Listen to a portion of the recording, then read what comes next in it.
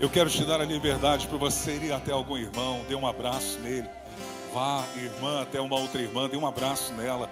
Libere uma palavra de Deus na vida do irmão. Libere uma palavra de Deus na vida da irmã. Seja a boca de Deus essa noite sobre a vida de alguém. Aleluia.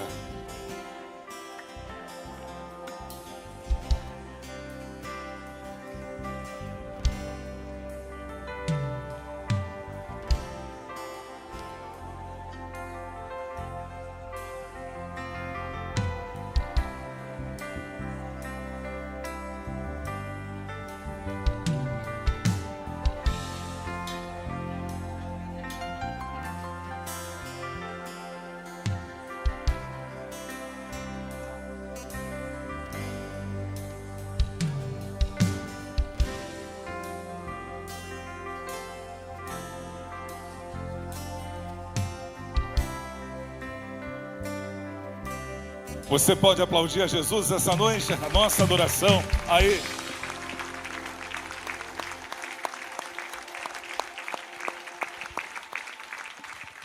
Sentem-se, por favor. É um prazer, uma honra estar aqui nessa noite para compartilhar com vocês esse seminário que nós começamos hoje, o seminário sobre autoridade espiritual.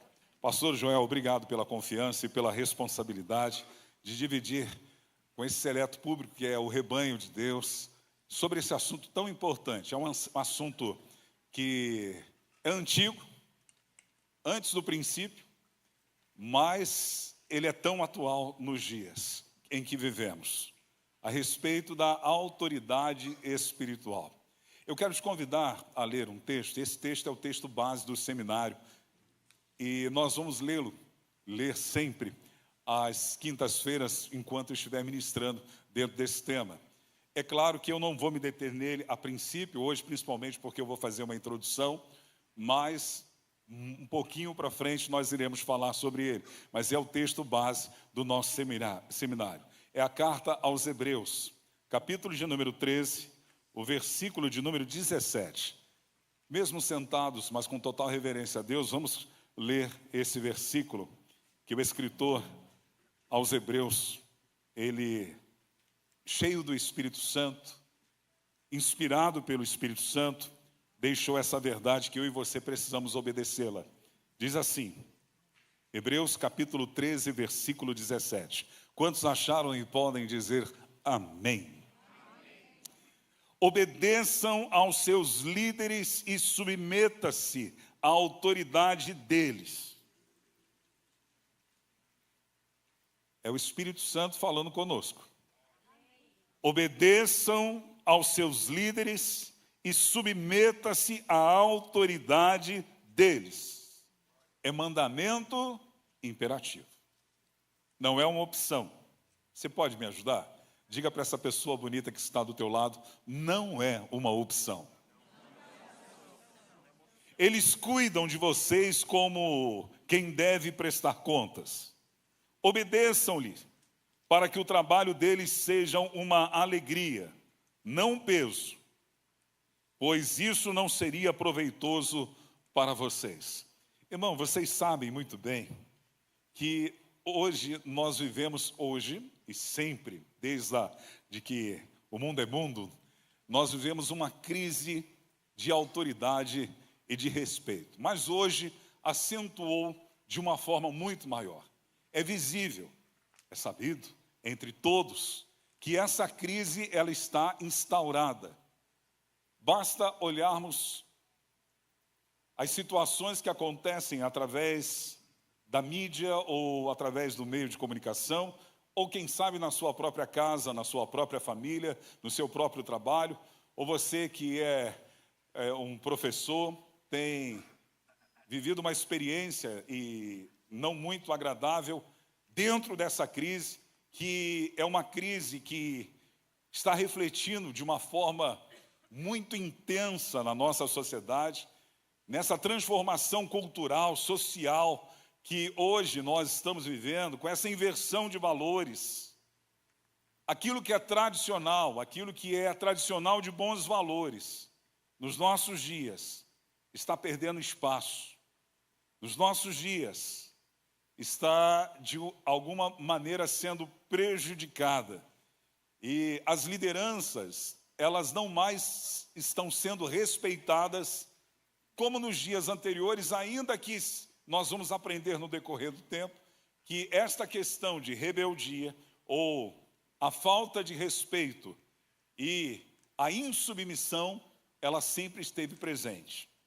Agora, nós víamos isso muito nos lares, quando os filhos, de alguma maneira rebelde, desobedeciam os pais. Nas escolas, nas universidades, nas empresas. E, infelizmente, nós estamos vendo isso também dentro das igrejas. É um problema não apenas de uma igreja local, não apenas de uma denominação, mas é um problema que se instaurou de uma forma tão agressiva na sociedade evangélica, eu vou dizer mundial, mas quero falar da nossa realidade brasileira, que não se há mais respeito. E isso nada mais é do que Satanás, com a sua influência, levando as pessoas a terem posturas que vão desafiar as autoridades que foram estabelecidas por Deus em cada camada. As autoridades que foram estabelecidas por Deus nos lares, na universidade, na escola, na família, na empresa e dentro da igreja. Se o tema é do nosso seminário autoridade espiritual, nós vamos tratar então sobre autoridade espiritual, porque existe a autoridade cívica, existe a autoridade militar, existe a autoridade dentro de um comércio, de uma empresa, o seu chefe, existe autoridades em vários setores, mas a autoridade espiritual é o que diz respeito à igreja. Porém, o que a igreja está enfrentando hoje são respingos da sociedade de pessoas que não se deixam tratar, que vão estar vivendo com conceitos da sociedade lá fora, mundana, e tentam instaurar na igreja. A sociedade hoje, ela tem parâmetros, tem ditadores, tem pessoas que são os livres pensadores, que de alguma forma estão colaborando ou corroborando para que essa rebeldia e essa crise seja instaurada. Por exemplo, Paulo Freire. Paulo Freire foi reverenciado por muitos educadores, por muitos professores, e em 1997, ele foi entrevistado por uma jornalista da revista Pais e Teens, exclusivamente para teens, e exclusivamente para os adolescentes. E ele vai dizer algo que alguns professores aplaudiram, e isso é muito nítido na nossa sociedade. Paulo Freire diz assim: não se pode ser sem rebeldia. Não se pode ser sem rebeldia. E nós vemos e enxergamos isso na sociedade durante muito tempo. As pessoas se impondo e enfrentando as autoridades. Como eu falei, os filhos não obedecem mais os pais. Há crianças hoje com crise. Crianças que antigamente, talvez pela educação do seu avô ou do seu pai, que bastava um olhar e uma palavra, a criança se submetia, e ela era exatamente educada em corresponder àquilo que o pai, o avô, o tio, a tia, a referência de autoridade, e ela se submetia. Hoje crianças, elas não mais se submetem, adolescentes não mais se submetem, jovens querem viver a sua própria vida e querem tirar todo o conceito da educação que os seus pais lhe ministraram. Alunos que desrespeitam os educadores. Tem aqui o presbítero Roberto, que é um educador, talvez ele possa ter experiências para compartilhar conosco. E não é só isso, os velhos, com todo respeito, os idosos, os mais novos não mais respeitam os mais velhos. É comum, às vezes, você ver alguém sentado no lugar, chegar uma pessoa de mais idade, e talvez aquele jovem ou aquela pessoa não levantar para dar um lugar ao outro, porque é instaurado isso. Vale a pena salientar que existem duas coisas importantes na nossa mente que nós precisamos pensar. Existe a autoridade inquestionável e existe a autoridade questionável. Principalmente quando falamos de universidade, de escolas, quando nós falamos de uma sociedade que está influenciada pelo sistema satânico. Eles podem, de alguma maneira, através da sua educação, daquilo que eles querem passar, fazer com que você venha romper com os laços tradicionais e dos valores do reino. E quando algo vai ferir os valores do reino, os valores da família, os valores que você sabe, essa autoridade, ela precisa ser questionada. Essa autoridade que pode fazer com que você fira os princípios estabelecidos por Deus, dentro daquilo que é padrão e dentro daquilo que é tradicional, você tem que se posicionar. A autoridade espiritual, a que me refiro, que é uma autoridade inquestionável, essa autoridade ela vai estar sempre baseada naquilo que é absoluto e não relativo, naquilo que é um princípio estabelecido por Deus, pela palavra, pela tradição, pelos conceitos e valores familiares que não se deve questionar. Porque você sabe que é um mandamento. Eu acabei de ler um texto de Hebreus que é um mandamento imperativo. Eu não posso questionar. Quando eu entendi o novo nascimento, quando estou inserido dentro do corpo de Cristo, eu tenho que saber que isto é mandamento, e mandamento se obedece, não se questiona. Porque é absoluto, ele não é questionável, é algo que não é variável, é algo que permanece. Agora, Paulo Freire, ele disse, não se pode ser sem rebeldia. E as pessoas são rebeldes. Nos anos 60 e 70, muitos avós foram rebeldes, porque havia um movimento hippie. Alguém aqui foi hippie? Não levante a mão. Mas você tem carinha. Vê se esse irmão tem cara que já foi um hippie. Dá uma olhadinha para ele ou para ela. Os hippies, eles eram rebeldes. E eles queriam, era da sociedade paz e amor, mas eles traziam uma rebeldia, era contra a cultura. E diante disso, talvez os filhos que foram gerados, se não houve uma transformação de mente, se não houve uma transformação de conceito dentro dos valores, a educação que foi passada foi uma educação de princípios rebeldes. Uma anarquia instalada dentro da família. Por quê? Porque não se pode ser sem rebeldia. Não basta apenas citar esses homens. Nós podemos falar também de várias ondas que surgiram na nossa sociedade de rebeldia, que respinga na igreja também. É a revolução feminista. A revolução feminista, ela não é de agora, já teve várias ondas dela. Essas ondas sempre posicionando a mulher a questionar a autoridade. Isso é muito comum dentro de casamentos. E aqui eu tenho a Catinha e o Paixão, que talvez tenham experiências já de inversão ou inversões de papéis dentro do casamento, porque a mulher se posicionou como cabeça e não o homem, e está invertendo aquilo que não é questionável. Aquilo que eu tenho que me submeter com amor. E a revolução feminista, ela tem feito um estrago na vida de tantas mulheres.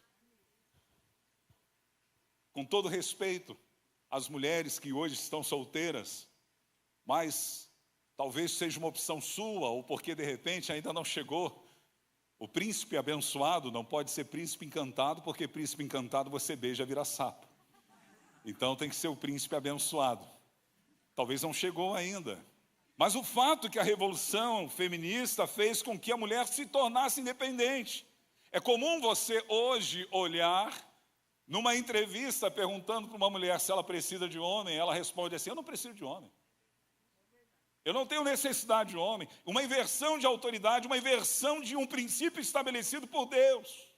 Claro que você pode ser uma pessoa bem-sucedida, mas Deus criou a família, Deus criou o lar, Deus criou o casamento, e ali Ele estabeleceu alguém, e dentro dessa harmonia, deve-se viver em paz para desfrutar daquilo que Deus fez. Até porque o casamento é algo abençoado, porque é criação de Deus, e se é criação de Deus, é perfeito, ainda que existam duas pessoas imperfeitas, porque o que Deus faz não é mal ou menos, não é meia boca, o que Deus faz é bom, agradável e perfeito, porque essa é a vontade de Deus, então o casamento é bom, agradável e perfeito. Agora, pensadores, escritores, poetas, filósofos, tantas pessoas tentam ditar regras para ir contra a autoridade. E como eu disse, nós vamos conversar sobre a autoridade espiritual, e isso lá da sociedade tem respingado dentro da igreja. Existe um homem chamado Honoré Balzac, escritor francês. Ele diz assim: a resignação, isso é, submissão, é um suicídio cotidiano. Se você se submete a alguém, se você está debaixo de uma submissão, de uma resignação, você está cometendo um suicídio diário. Então você tem que ser independente. Friedrich Nietzsche, ele disse o seguinte: eu sou Zaratustra, que é adepto de um profeta que existiu, do zoroastrianismo. E ele diz assim: eu sou Zaratustra, o ímpio, ponto. Aí ele pergunta: onde encontrarei outro igual a mim? Nietzsche, que professores admiram e que estão nas universidades ensinando. Aí ele diz assim: são iguais a mim todos aqueles que por si próprios definem sua vontade e livram-se de toda a submissão ou a resignação. Ele está dizendo que a pessoa tem que se livrar e fazer a sua própria vontade, deixar os seus impulsos e não permitir que uma autoridade esteja sobre a vida dela. Isso contextualizou muito bem alguns aqui que conheceram ele, talvez, ou até cantaram a música dele, que foi o Raul Seixas, o Maluco Beleza. Ele disse: a desobediência é uma virtude necessária para a criatividade. Então você ser desobediente é uma virtude, não é? Insubmissão, desobediência não é. Agora, vivemos essa crise instaurada da autoridade geral, que é alimentada por uma crise na tradição, onde o processo de modernização enfraqueceu os valores e instituições antigas, como a família, como o casamento. Mas eu sei que ainda que Satanás tente atingir a igreja, ele não consegue, porque as portas do inferno, elas não prevalecem contra a igreja de Jesus. Agora é postura nossa, mas vamos ser sinceros, olho no olho. Sejamos sinceros um com o outro. Essa crise contaminou você ou tem contaminado você? Você é do tipo de pessoa que se submete? Você é um tipo de pessoa que obedece?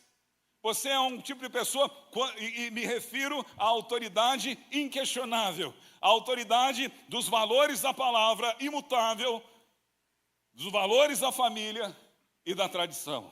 Não aquilo que é errôneo, não aquilo que é influência satânica, não. Isso aí você tem que questionar, mas aquilo que é verdade.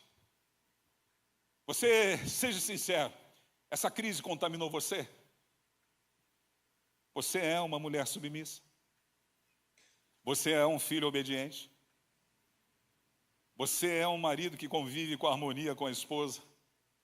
Como você lida com as autoridades? Até mesmo as cívicas, as militares, as políticas, as educacionais, as familiares e as espirituais. Como você lida com isso? Você tem prazer de obedecer? Você tem prazer de se sujeitar ou isso te contaminou e você é rebelde? Essa é a crise instaurada, mas uma crise que não nasceu aqui. Diga comigo, uma crise que não nasceu aqui. Não nasceu aqui, não. Preste atenção, Deus é um Deus de autoridade. Só quem é autor tem autoridade. Deus é autor de tudo. Eu vou repetir porque só ouvi a Léo dizer glória a Deus. Deus é o autor de tudo e só quem é autor tem autoridade. E só pode dar autoridade quem é autor. E Deus é autor, Ele é o Todo-Poderoso. E o seu trono, o trono de Deus é estabelecido sobre autoridade. Autoridade. Davi entende isso. Davi está no momento aleluiado, ele quer destinar as ofertas para o templo, porque ele sabe que seu filho Salomão, ele vai construir aquele mega, power, hiper templo de Salomão maravilhoso. E Davi, ele está preparando as ofertas e de repente ele mostra a autoridade de Deus e a grandeza dele. Lá no primeiro livro de Crônicas, capítulo 29, o versículo 11, o versículo 12, Davi, ele está louvando a Deus e ele vai dizer assim, ó: Teus, ó Senhor, são a grandeza, o poder, a glória, a majestade e o esplendor, pois tudo que há nos céus e na terra é teu. Teu, Senhor, é o reino e tu estás acima de tudo. A riqueza e a honra vem de ti, tu dominas sobre todas as coisas, nas tuas mãos está a força e o poder para exaltar e a todos dá força. Davi, ele está louvando a Deus, salmodiando a Deus, e ele mostra, volte lá ao versículo 11, versículo 12, tu dominas sobre todas as coisas, ele domina sobre tudo, a força e o poder está nas mãos dele. Ele é a autoridade máxima, Ele é o Todo-Poderoso, Ele domina sobre todas as coisas, Ele é todo-poderoso. Volte o versículo 11, por favor. Pois tudo que há nos céus, diga comigo, tudo que há no céu e na terra é teu, é teu. Significa que você é dele. Significa que você, sua casa, sua família, tudo que tem é do Senhor, porque Ele é a autoridade máxima. E Jesus, quando se tornou homem, ele, após a ressurreição, ele falou algo extraordinário que ninguém mais falou. Na sua ressurreição, ele também disse que é a autoridade máxima, porque ele disse assim: todo o poder foi me dado nos céus e na terra. Jesus, ele tem todo o poder, não é algum poder, todo o poder está nas mãos de Jesus. Por isso, o trono de Deus é estabelecido em autoridade, porque todas as coisas são criadas pela autoridade de Deus. E todas as leis físicas do universo são mantidas através da sua palavra. Você vê o globo da Terra no nada. Quem sustenta isso? O sol sustentado no nada, no vazio. A lua no seu lugar e a rotação. A terra girando, o sol girando, as estrelas, as galáxias, as nebulosas, o ar atmosférico, o ar sideral, tudo isso está debaixo de uma palavra de autoridade. Olha só o que o escritor aos Hebreus vai falar sobre Jesus. Lá no capítulo 1, no versículo 3, na parte A, vai dizer, vamos ler o versículo inteiro, diz assim: o Filho, a referência a Jesus, é o resplendor da glória de Deus, a expressão exata do seu ser, e sustenta todas as coisas por sua palavra poderosa. Sabe, todas as leis físicas, todas as leis do universo, todas as leis que estão aí espalhadas, seja o oceano no seu limite, seja tudo no seu lugar, tudo isso é sustentado pelo poder da palavra poderosa de Jesus. Ele é a autoridade máxima e o trono de Deus está baseado em autoridade. Sempre foi assim. Sempre foi assim. Agora tem um perigo, irmão. Diga comigo, tem um perigo. Mas fala assim, tem um perigo. Perigo é quando nós começamos a se rebelar contra a autoridade. Porque quando começamos a se rebelar contra a autoridade, vai dar ruim para a gente. Romanos capítulo de número 13, versículo 2, Paulo vai falar sobre isso. Paulo vai dizer: portanto, aquele que se rebela contra a autoridade está se colocando contra o que Deus instituiu. E aqueles que assim procedem, trazem condenação sobre si mesmo. Tem muita gente que está vivendo debaixo de condenação. Tem muitos lares que estão vivendo debaixo de condenação. Tem muita gente sofrendo e não sabe por quê. Porque é um espírito de oposição. Esse espírito de oposição que está presente na sociedade diante da crise, mas que originou antes do princípio. Antes de Deus dizer haja. Um princípio que foi criado, gerado no coração de um ser que era o mais ilustre. Nós vamos entender que o que a sociedade vive hoje e que está respingando dentro da igreja, das igrejas locais, é uma síndrome. Eu costumo chamá-la de síndrome luciferiana. Essa síndrome luciferiana é a oposição à autoridade. Antes do haja de Deus, antes do princípio de Gênesis, vai acontecer o quê? Uma oposição à autoridade de Deus que trouxe condenação. Esse princípio é estabelecido antes do Cronos. Quando Lúcifer, ele faz oposição, ele era um querubim. E ele era um querubim ungido.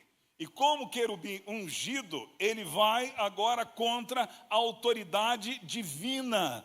Porque ele se acha. Existe um processo, esse processo da insubmissão. Qual é o processo da insubmissão? No nosso estudo, no nosso seminário, nós vamos ver isso no decorrer de todo o nosso seminário, que isso está presente, tanto no Antigo Testamento como no Novo Testamento e na atualidade. Esse processo da insubmissão tem três atitudes. A primeira é orgulho. A segunda é independência e a terceira é rebelião. A síndrome luciferiana que é instaurada no céu contra a autoridade divina, porque o trono de Deus está debaixo de autoridade, vai ter o processo da insubmissão no coração, no ser, dentro de Lúcifer, com orgulho, independência e rebelião. E você pode perceber que se você conhece alguém que é insubmissa, provavelmente ela é orgulhosa, ela é independente e ela gera rebelião. Você vai ver isso na história de Gênesis até Apocalipse. Essa erva daninha, isso passando e ele tentando fomentar isso na humanidade. Mas deixa eu falar com você sobre isso, sobre esse processo. Primeiro, orgulho. A oposição desse querubim, o orgulho. Lembre-se que ele era um querubim e ele se transformou em Satanás quando ele tentou fazer oposição à autoridade de Deus. Condenação. É que Paulo diz lá, quem se rebela contra a autoridade vai trazer condenação. Ele era um querubim ungido. Se posicionou de uma forma insubmissa. O orgulho entrou no seu coração. E ele agora vai atentar, vai querer usurpar o trono de Deus. O orgulho faz você competir com o outro.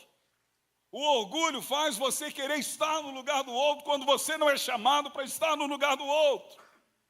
O orgulho não faz ver a sua posição, e sim enxergar a posição do outro, e querer a posição do outro, e querendo a posição do outro, você vai se achar, e vai achar que é melhor e que pode. E esse é um grande perigo, porque quando a pessoa ela começa a agir dessa forma, ela está competindo. E tem gente competindo com o próprio Deus. Tem gente competindo com líderes, com pastores, com anjos da igreja. E não percebem que dessa forma estão se tornando adversários de Deus, apesar que Deus não tem adversário, que ninguém é páreo para ele. Mas estão se tornando pessoas que são adversárias.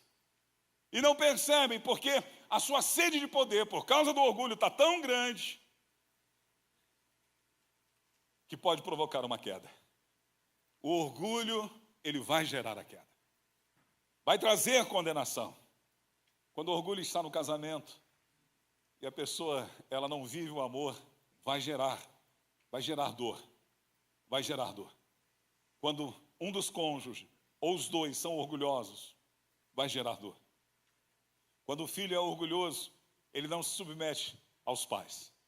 Quando o funcionário é orgulhoso, ele não se submete ao seu líder.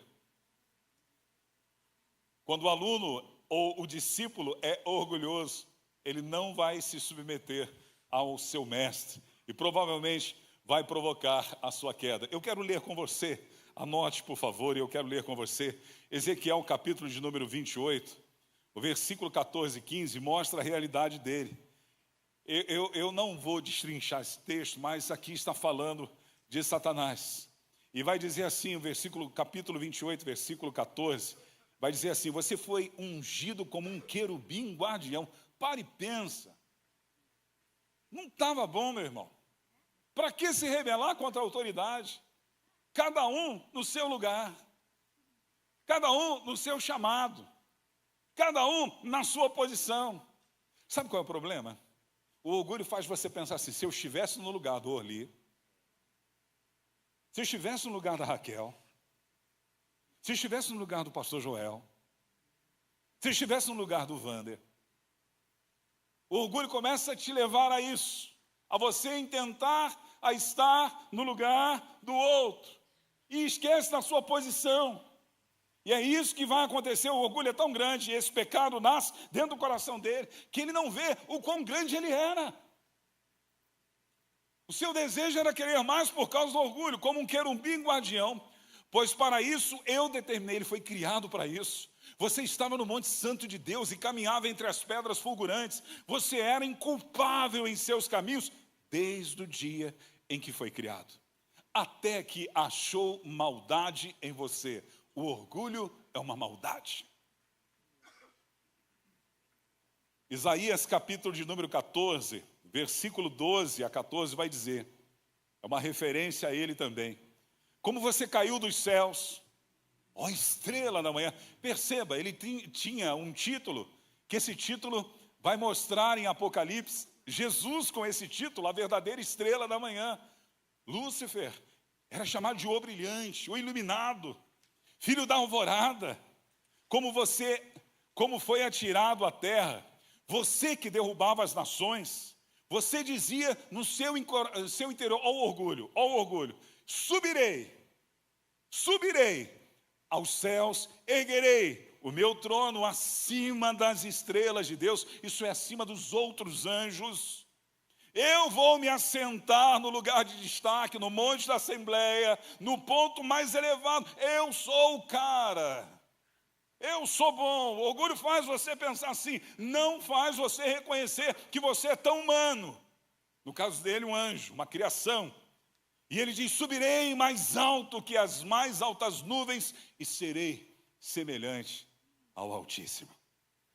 O orgulho é o processo da insubmissão, quando as pessoas não reconhecem o seu lugar e o seu chamado. João, o Batista, ele poderia ter se deixado levar quando vieram perguntar para ele: tu és o Cristo? Sou eu mesmo. Ele poderia ter se achado: poxa, estão pensando que eu sou o Cristo, hein? Eu acho que eu estou pregando tão bem quanto ele. É para mim esse negócio. Ele diz: não, és um profeta, quem tu és? Eu sou apenas a voz que clama no deserto. Eu sou apenas o precursor. Eu não sou digno de desatar as sandálias dele. É necessário que ele cresça e eu diminua. Ele sabia o seu lugar. O problema do orgulho é que te tira do teu lugar. O problema do orgulho é que vai gerar ruínas e quedas nas nossas vidas. Quantas pessoas que teriam um potencial imenso dentro de uma empresa, numa escola, dentro da igreja, mas o orgulho não deixa, porque ele se acha melhor do que todos, e era isso que estava no coração. E olha, abre-se um parente, eu sei que o seminário é de autoridade espiritual, mas só fazer menção disso, porque aqui eu vejo a justiça de Deus. Por que a justiça de Deus, amados irmãos, Brasil para cristãos? Porque o que Lúcifer queria, Deus deu ao ser humano. O que Lúcifer desejou, Deus deu ao ser humano. Porque Lúcifer, ele quer questionar a justiça de Deus. E depois, mais para frente, nós vamos ver uma rebelião que ele causa e ele leva uma parte dos anjos com ele. Agora, veja, ele fomenta isso e ele quer ser o que? Semelhante ao Altíssimo. Aí Deus resolve ir lá na terra, no barro, fazer um boneco de barro, soprar nele o seu fôlego de vida e colocar nele o que? A sua imagem e a sua semelhança. É por isso que o apóstolo Paulo diz: Cristo em vós, a esperança da glória. Então valoriza quem você é, meu irmão. Você não é pouca coisa não. O que Lúcifer desejou ser, Deus te deu o direito de ser herdeiro de Deus e co-herdeiro com Cristo. Valorize quem você é. Eu não queria falar, mas sou obrigado. Você não é pouca coisa não.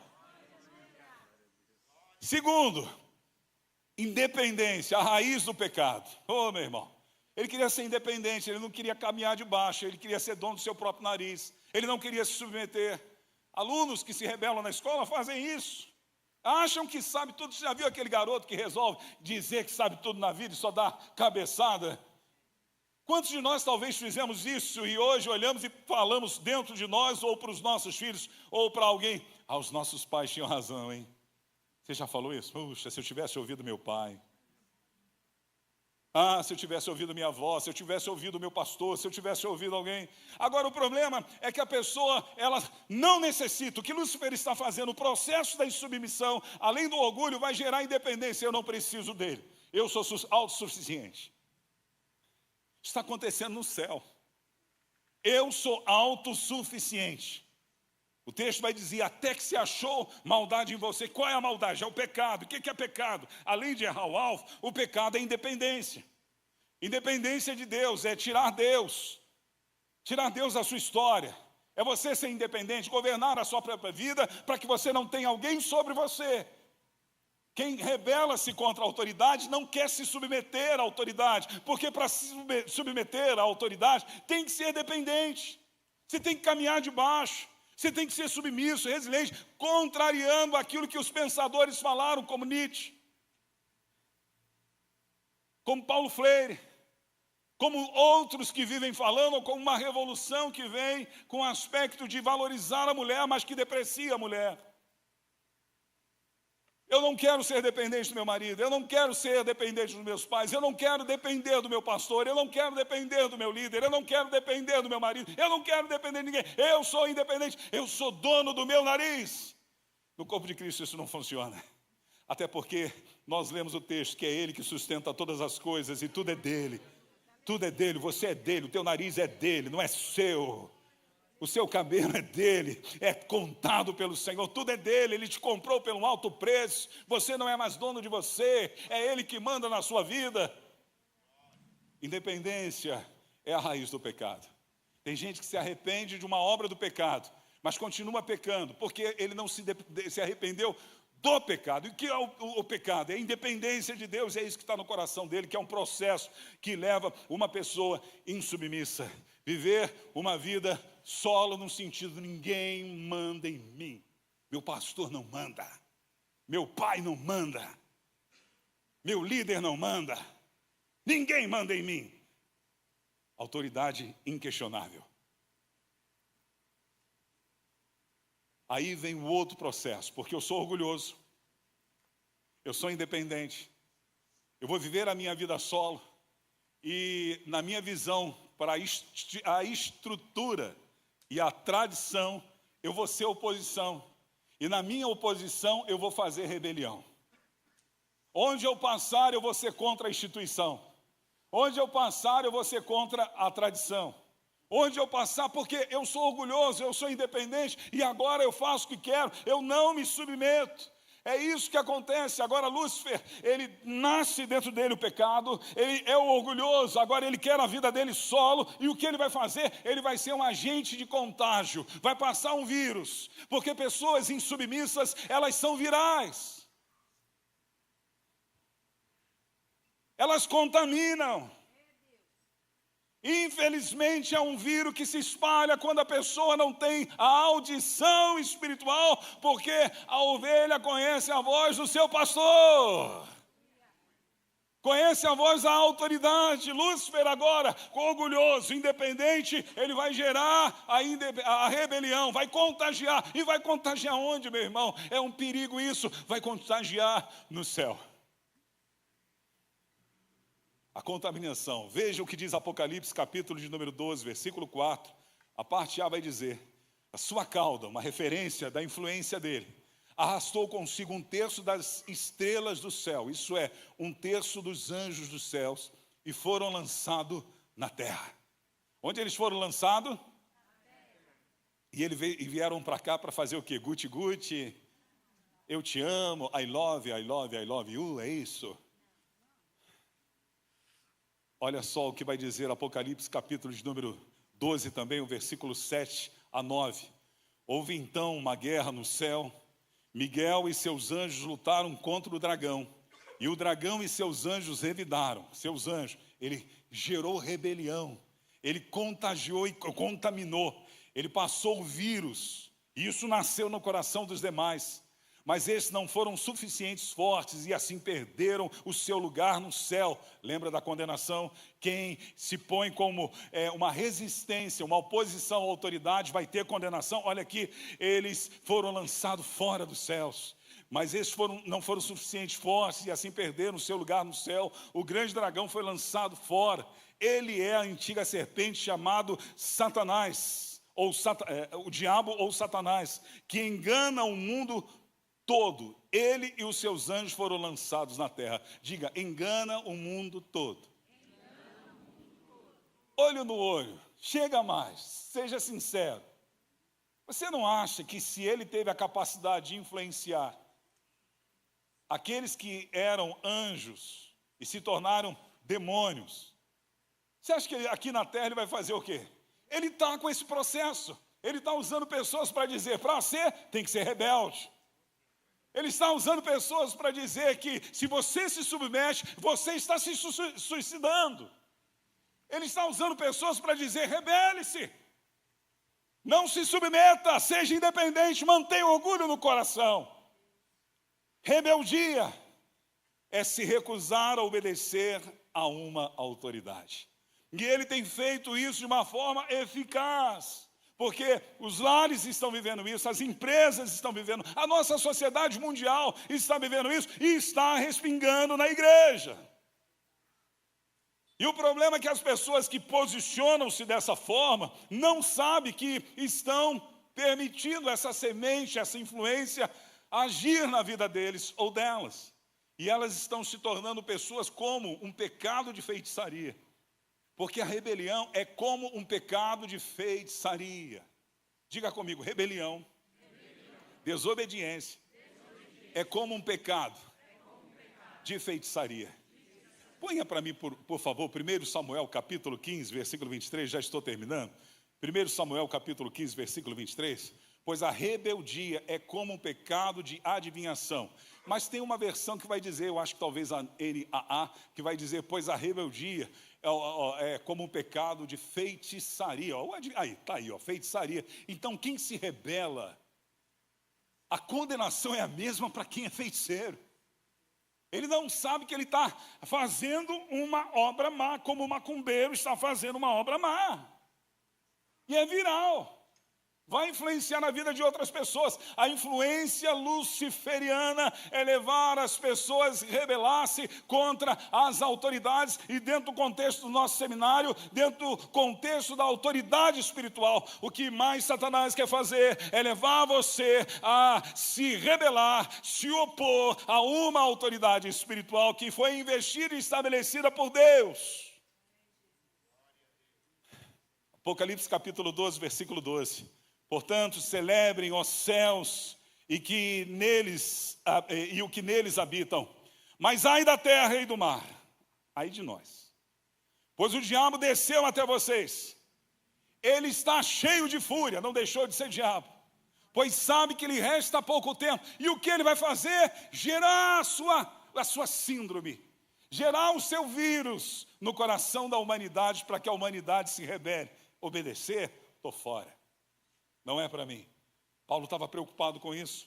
Paulo está instruindo na sua segunda carta à igreja na Grécia, de Corinto, na cidade de Corinto. E lá em 2 Coríntios capítulo 11, versículo 3, ele vai dizer, o que receio? Ó Paulo, o que receio? Algumas versões dizem, o que tenho medo e quero evitar, é que assim como a serpente enganou Eva, orgulho, independência, rebelião, porque contaminou o vírus a Adão. Assim como a serpente enganou a Eva com astúcia, a mente de vocês sejam corrompida e se desvie da sua sincera e pura devoção a Cristo. Porque quando eu me submeto, eu sou devoto a Cristo. E quando eu assim o faço, eu estou glorificando o nome do Senhor e estou contra a cultura. Porque a cultura da nossa sociedade hoje é não respeite os velhos, não respeite os pais, não respeite as autoridades, se rebele contra todos. Pastor mandar na minha vida, jamais. Líder interferir na minha vida, jamais. Aí eu encerro novamente, voltando ao texto de Romanos capítulo 13, versículo 2. Portanto, aquele que se rebela contra a autoridade está se colocando contra o que Deus instituiu. E aqueles que assim precedem, trazem a condenação sobre a si mesmo. Irmãos, estamos inseridos dentro de uma instituição, ou nós somos discípulos, ou nós somos religiosos. O religioso é aquele que sabe o que Jesus diz, mas não faz o que ele manda. O religioso sabe o que Jesus diz, mas não faz o que ele manda. Ele está inserido dentro de uma instituição e não quer obedecer. Ele está dentro de uma instituição da família, ele não quer obedecer. Ele está dentro de uma instituição do casamento, não quer obedecer. Está dentro de uma instituição empresarial, não quer obedecer. Está dentro da igreja, não quer obedecer. Vai se rebelar, vai trazer condenação, vai dar ruim em algum momento da história. E Paulo, preocupado com isso, e está escrevendo para a igreja em Roma, para que aqueles cristãos, eles não se rebelassem contra as autoridades estabelecidas por Deus, para não trazerem condenação sobre a sua vida. Quem sabe hoje à noite, eu vou orar, não tem que ser revista algumas coisas. Quem sabe, naquele cantinho, quanta coisa tenta ser viral nos seus ouvidos.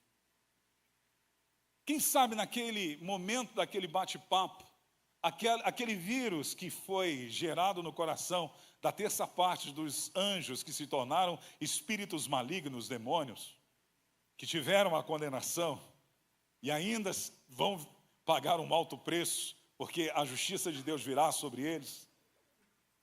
Quem sabe esse vírus, de repente, agiu e entrou no teu coração e você se tornou independente, porque aquele que ouve, mas não pratica é independente. Você é dono do teu próprio coração, mesmo sabendo que você não é seu dono. Você ainda continua fazendo o que você quer. Você ainda continua reinando e assentado no trono do teu viver. É você que manda. Pastor não manda em você, líder não manda em você. Você não está afim de se sujeitar. E se isso está no teu coração, Deus está me usando nesse seminário para falar contigo. Talvez seja a chave que vai mudar a tua vida, a tua história, o teu destino. Talvez seja a chave que vai mudar a tua liderança. Talvez seja a chave que vai mudar o teu casamento. Talvez seja a chave que vai mudar a tua família. Talvez seja a chave que vai mudar a tua vida financeira. Você vai destravar. E esse é meu desejo, que você, pelo poder da palavra, seja destravado. Seja livre, porque quem está debaixo de uma insubmissão, contrariando o que os pensadores disseram, é uma pessoa livre. Por quê? Porque conhece a verdade. Quem conhece a verdade, ele é livre, ele é liberto, porque a verdade liberta. Levantem-se, por favor, em nome de Jesus. Pastor Joel, o senhor quer encerrar o culto? Ok, então. Você está abençoado, amém? Amém? Eu posso contar com você para a próxima quinta-feira? Esse amém foi meio batistão, apesar que eu sou um batista. Pastor Joel disse que ele é um presbiteriano pentecostal Brasil para cristão. Eu sou um batista pentecostal Brasil para cristão. Então, eu gosto de fogo. Você vai estar aqui na próxima quinta-feira, diga aleluia. Olha para o irmão, se ele não levantou a mão, dá um saco. Não se rebele. Não, olha a onda aí, já quer se rebelar. Vamos estar juntos. Põe a mão no teu coração. Talvez seja um momento de quebrantamento e talvez para outros um momento de gratidão. De falar, Deus, obrigado, porque eu me submeto com felicidade. Eu me submeto aos meus líderes. Quando o meu pastor dá um aviso e estabelece uma ITL, eu estou com alegria. Quando o meu pastor faz uma convocação, eu correspondo, eu estou com alegria. Quando o meu marido me dá uma direção, que é uma direção dentro dos valores, eu obedeço. Quando meus pais me dão uma direção, eu obedeço. Agora, talvez se teu coração é desobediente, você é independente. Talvez seja o momento de você dizer, Deus, me perdoa. Eu quero a partir de hoje viver uma nova vida, uma nova história. Eu não quero que a murmuração toma os meus lábios e os meus ouvidos sejam contaminados por esse vírus satânico que teve origem lá no céu, essa crise que está instaurada hoje na sociedade. Eu não quero isso para a minha vida. Eu quero me submeter à Tua palavra, submetendo-me à Tua palavra, eu me submeto ao Senhor, me submeto às autoridades estabelecidas e instituídas pelo Senhor para cumprir a Tua vontade. Me ajuda, Senhor, se eu preciso ser trabalhado nisso, me ajuda, Senhor, a ser fortalecido nisso, para que não haja condenação sobre a minha vida, para que não haja empecilhos na minha vida, para que eu possa ter a estrada boa, iluminada na minha vida, Deus, por toda ela, não apenas por um momento, mas por toda ela me ajuda. E eu oro por eles essa noite, Pai. Obrigado porque eles me deram seus ouvidos e eu sei que eu não falei nada de mim, foi apenas o Teu Espírito Santo, usando a minha vida como canal, porque quem sou eu, Pai? Quem sou eu? Apenas falei a Tua palavra e aquilo que é absoluto e não é relativo. E nós precisamos voltar ao primeiro amor. Voltar ao primeiro amor de obediência, Pai. Voltar ao primeiro amor de submissão. Que nós não sejamos maduros o suficiente para sermos independentes, mas que sejamos maduros o suficientes para entender o princípio de autoridade. Fica conosco, guarda-nos, leva-nos para os nossos lares protegidos e guardados pela Tua escolta angelical. Levante a sua mão, que o grande amor de Deus e a graça do nosso Senhor e Salvador Cristo Jesus e a doce comunhão do Espírito Santo seja sobre todos, desde agora e para todos sempre. Amém. Balance a sua mão comigo e diga: a paz do Senhor. Vão em paz, Deus vos abençoe.